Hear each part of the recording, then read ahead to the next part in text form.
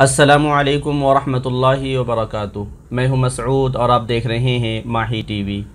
कर्नाटक के उडुपी में हिजाब कंट्रोवर्सी ने जब से सर उठाया है तब से पूरी दुनिया में ये बहस हो रही है कि क्या ख़वातीन के लिए हिजाब या पर्दा मज़हब इस्लाम में फ़र्ज़ की हैसियत रखता है या फिर उसकी हद महज़ मुबाह और मुस्तहब तक है।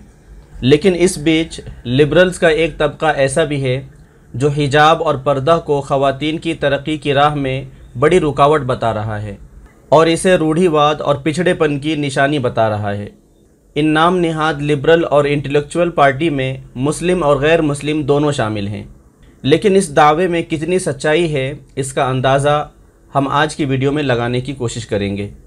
इस्लाम ने ख़वातीन की तालीम और तरक्की की राह में न किसी तरह की रुकावट डाली है, न उन पर इल्म के दरवाज़े बंद रखे हैं, बल्कि हिजाब और पर्दे का मुकम्मल ख्याल करते हुए ये हुक्म दिया है कि वो मस्जिदों, स्कूल्स और दीनी मदरसों में जाएं और अपने इल्म की प्यास बुझाएं। यही वजह है कि अर्ली सेंचुरीज़ में इस्लाम के चाहने वालों ने बेशुमार इल्मी कारनामे अंजाम दिए और सबसे अहम रफ़ीउल क़द्र इल्म हदीस के प्रमोशन में बढ़ चढ़कर हिस्सा लिया। इन मुहद्दिसात की कंप्लीट लिस्ट और बायोग्राफ़ी जानना चाहते हैं तो आलमी शोहरत याफ्ता आलिम दीन डॉक्टर अकरम नदवी की किताब अल-वफ़ाउ बिअस्माइन निसा जो कि 43 वॉल्यूम में है, आप वो पढ़ सकते हैं, जिसमें 10,000 से ज़ायद मुहद्दिसात का तज़किरा जमा किया गया है। इनमें से बहुत से मुहद्दिसात ने हदीस का इल्म हासिल करने के लिए दूर दराज इलाक़ों का सफ़र भी किया और हदीस के सब्जेक्ट पर किताबें लिखी और हदीस की तालीम के इदारे कायम किए, और ये सब मुकम्मल इस्लामी हिजाब के साथ किया गया।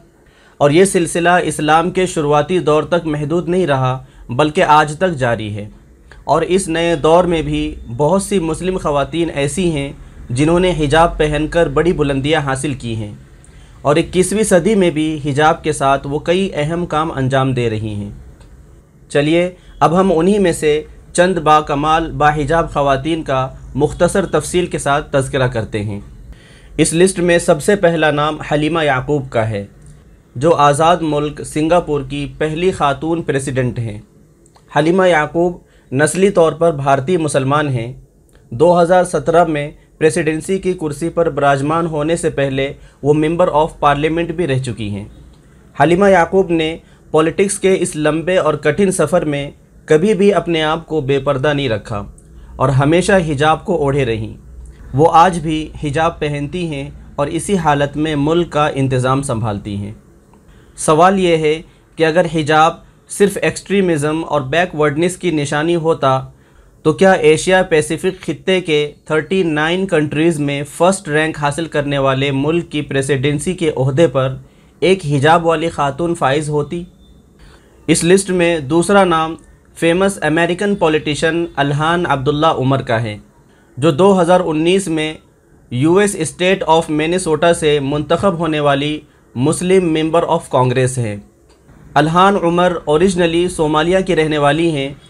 इन्होंने शुरू से ही हिजाब और मुकम्मल पर्दे में रहकर तालीम हासिल की और सियासत की दुनिया में कदम रखने के बाद भी अपने लिए हिजाब को बाइसे फ़ख्र समझा।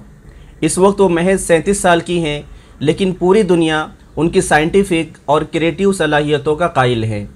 अगर हिजाब रूढ़िवाद की निशानी होता तो क्या ये मुमकिन था कि यूनाइटेड स्टेट अमेरिका के ईवान में एक बाहिजाब मुस्लिम खातून अल्हान उमर मुंतखब होकर आती? इस लिस्ट में तीसरा नाम ताहिरा शिरीन रहमान का है, जो 2018 में अमेरिकी मकामी टेलीविज़न मीडिया में पहली हिजाब पहनने वाली ऑन एयर रिपोर्टर बनी हैं। ताहिरा रहमान रिपोर्टर बनने से पहले प्रोड्यूसर भी रह चुकी हैं।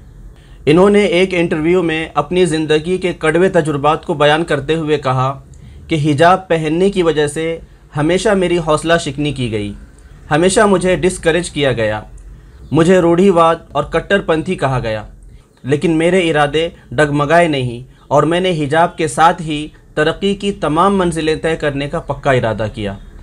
वो कहती हैं कि मैं बकिया मुस्लिम ख़वातीन को भी ये नसीहत करती हूँ कि वो हिजाब को अपने लिए फ़ख्र का बाइस समझें और अपने ख्वाबों की तकमील में इसे रुकावट न समझें।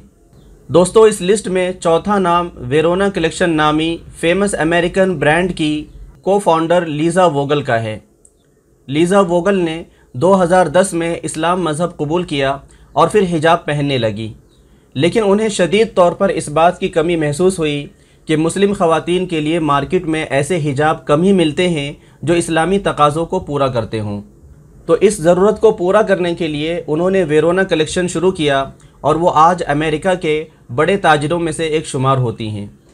ان چاروں خواتین کے علاوہ بے شمار ایسے نام اس لسٹ میں درج کیے جا سکتے ہیں جو حجاب میں رہتے ہوئے بھی عالمی سطح پر خدمات انجام دے رہی ہیں، لیکن اس چھوٹی سی ویڈیو میں سب کا احاطہ کرنا مشکل ہے۔